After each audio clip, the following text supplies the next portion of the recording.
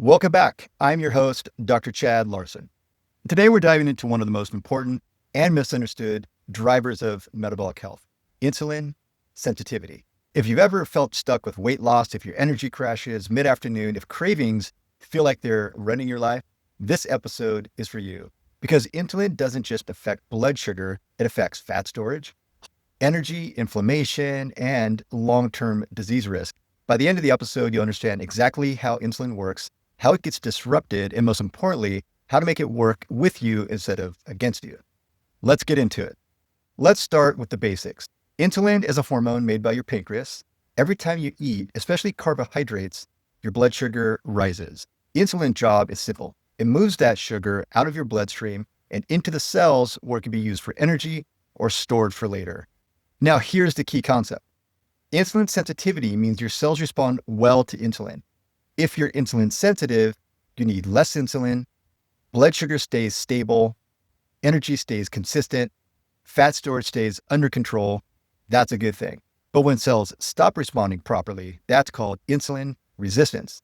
And when that happens, your body compensates by making more and more insulin. High insulin becomes the new normal, and that's where problems begin. Here's the tricky part. Insulin resistance doesn't happen overnight. It develops quietly, slowly, often without obvious symptoms at first. In today's world, one of the biggest drivers is diet, especially refined carbohydrates, added sugars, and ultra-processed foods. These foods spike blood sugar fast. Insulin rushes in to clean up the mess.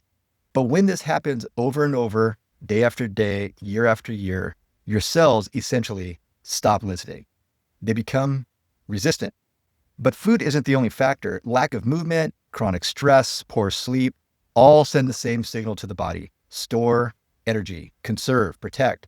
Insulin resistance isn't just about what you eat, it's about how you live. So what happens when insulin stops working properly? First, fat storage increases, especially around the abdomen.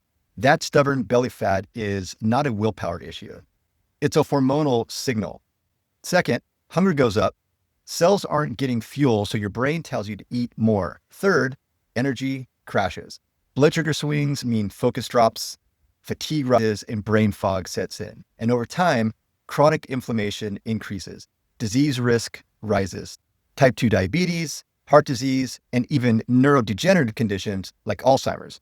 This is why insulin resistance sits at the center of modern chronic disease. Here's the good news. Insulin sensitivity is trainable. A small, consistent change can make a massive difference. Number one, start your day with protein. Protein slows glucose absorption and stabilizes blood sugar for hours. When you eat protein first, cravings decrease, energy improves, and insulin demand drops. This could be eggs, Greek yogurt, or high-quality protein shake. Breakfast sets the tone for the entire day. Number two, movement is one of the most powerful insulin sensitizers we have, especially resistance training and higher intensity exercise. Muscles pull glucose out of the bloodstream without needing much insulin at all. That's metabolic gold. Number three, sleep is not optional for metabolic health. Just 1 week of poor sleep can reduce insulin sensitivity by up to 30%. 7 to 8 hours, consistent timing, dark, cool, quiet room. Sleep resets hormones that no supplement can fix.